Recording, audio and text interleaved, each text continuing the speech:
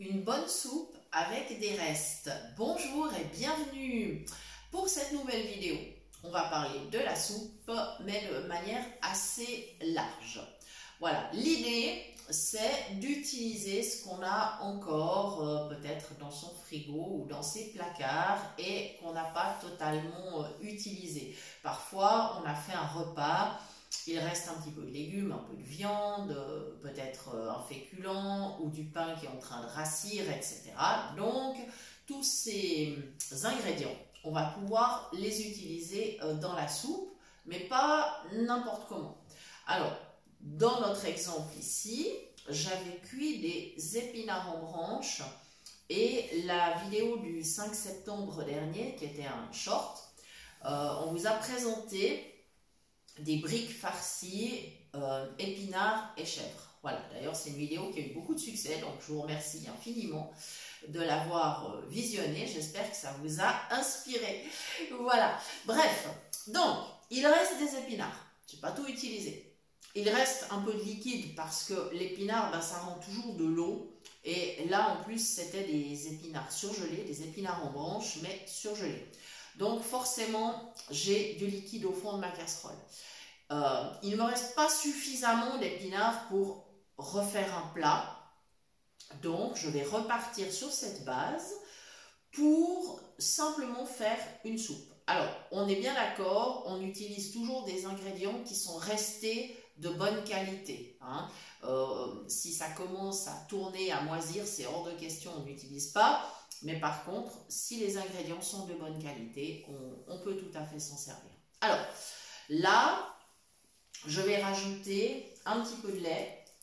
Voilà, parce qu'il me faudra un petit peu plus de liquide quand même pour que je puisse arriver à mes 2 assiettes de soupe. Voilà, parce qu'on est 2. Ensuite, je vais ressaler un peu, mais pas trop, parce qu'il faudra que je goûte. Mais du moment que j'ai rajouté du lait, c'est-à-dire que j'ai remis du liquide, eh bien, forcément, le goût va aussi avoir un peu moins de force. Donc, je suis quand même obligée de réassaisonner un petit peu. Voilà, on ne va pas mettre trop, on peut toujours rajouter. C'est mieux d'ajouter parce que enlever, c'est pas possible. Voilà, donc voilà. Et puis, alors, dans la vidéo du 5 septembre, je vous avais expliqué que pour donner du goût à mes épinards, j'avais mis de la sauce burger.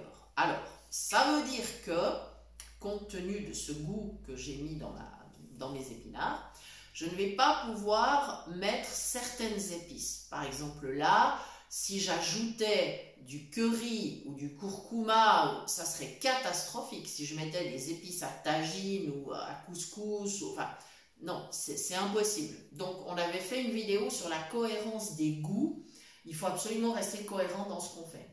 Alors, ce que je peux encore éventuellement rajouter par rapport à ce qu'il y a déjà dans ce plat, c'est du sel ou du poivre. Et ça tombe bien parce que j'ai justement du fromage frais au poivre que je pourrais ajouter au dernier moment, c'est-à-dire quand ma soupe sera chaude, que je l'aurai mixée, à ce moment-là j'ajouterai ce fromage frais au poivre et il va fondre rapidement et ensuite on pourra servir la soupe. Donc voilà, ça c'est l'idée, on réchauffe, on mixe, on ajoute le petit fromage frais et c'est prêt. On peut encore, bien sûr, je vous ai parlé tout à l'heure, si on a du pain rassis, on peut faire des croûtons, par exemple. On coupe en petits cubes, on les fait revenir dans du beurre, par exemple, et on les ajoute au dernier moment. Donc ça, c'est une possibilité. Voilà. Maintenant, supposons que je n'ai pas de fromage frais sous la main, je pourrais toujours ajouter un petit peu de crème ou de fromage blanc pour redonner de l'épaisseur. Ou par exemple, si j'ai un petit reste de purée, si j'ai pas, je peux mettre 1 ou 2 cuillères à soupe de semoule fine. Ça va faire réépaissir ma soupe. Je peux utiliser des légumineuses. Je peux mettre un petit peu de pois chiches cuits ou du haricot rouge ou différentes sortes de haricots ou de pois ou de lentilles. Voilà, j'ai plein de possibilités pour redonner un peu de consistance à ma soupe. Et surtout, supposons que là, j'en ai pour 2. Admettons, j'ai des amis qui arrivent à l'improviste, encore 2 personnes. on est 4, je vais rajouter quelque chose pour compléter ma soupe. Et à ce moment-là, je pourrais tout à fait mettre encore justement des légumineuses qui sont relativement neutres et qui apporteront un petit plus, et ce qui permettra de faire 4 assiettes au lieu de 2. Voilà, tout simplement. Hein. Voilà, c'est des petites choses qu'on peut faire pour justement réutiliser des restes, mais en complétant avec d'autres choses. Voilà. Maintenant, on peut aussi rajouter, par exemple, supposons qu'on ait encore un petit reste de poulet ou bien une autre viande qui a été cuite, on n'en a plus assez pour refaire un repas, eh bien on peut tout à fait l'émincer et l'ajouter au dernier moment dans la soupe, ou alors mixer avec le tout. Ça, c'est vraiment comme on veut. Il est possible d'ajouter par exemple des lardons, il est possible d'ajouter du poisson, hein, ça c'est tout à fait possible. Et là on peut choisir, c'est pareil, ou on mixe avec la soupe, ou on ajoute après. On effiloche le poisson, même un filet de poisson d'ailleurs, si vous le mettez dans une soupe qui est chaude, vous laissez encore mijoter à feu doux 2-3 minutes, il va se casser très facilement, il va s'effilocher, et ainsi ce sera facile à répartir au niveau de cette soupe. Hein. Voilà, donc vous voyez, il y a plein de possibilités. Vous pouvez même ajouter un reste de riz, c'est parfaitement possible. Voilà, donc tout ça, après, c'est votre imagination, hein, en fonction de ce qui vous reste.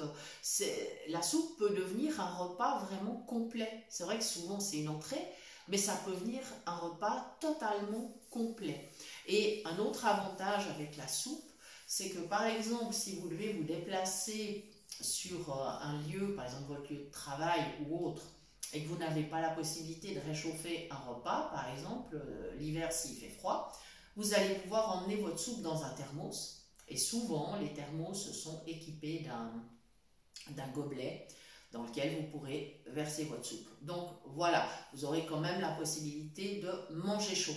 Et contrairement à ce qu'on pourrait croire, eh bien la soupe, elle tient bien dans l'estomac, on n'a pas faim 1 heure après. Hein. Si on a fait une soupe bien complète, je vous garantis, on n'a pas faim 1 heure après.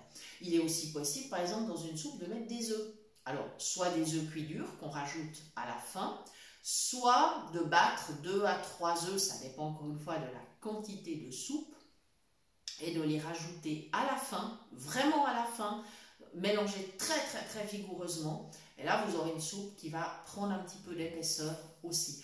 Donc vous voyez, il y a plein de possibilités autour des soupes, et puis surtout d'utiliser des petits restes qui sinon seraient destinés à être jetés, et c'est dommage de jeter. Donc on peut vraiment utiliser ces restes pour faire finalement quelque chose de délicieux. C'est une pratique qui est assez courante, par exemple dans le monde de la restauration. Quand il reste du menu du jour, s'il reste de l'accompagnement, ça finit régulièrement en soupe. Voilà, donc, et c'est très bien parce que vraiment gaspiller, c'est pas une bonne idée. Donc voilà, j'espère que toutes ces astuces vous aideront, vous donneront des idées. Et puis, n'hésitez pas à nous mettre en commentaire vos propres idées pour agrémenter justement vos soupes, ou nous dire peut-être quel reste vous utilisez pour repartir sur une soupe. Voilà, en tout cas, nous vous souhaitons un excellent appétit. Et puis, on va se retrouver très bientôt pour de nouvelles idées cuisine. Merci de nous avoir suivis et à très bientôt.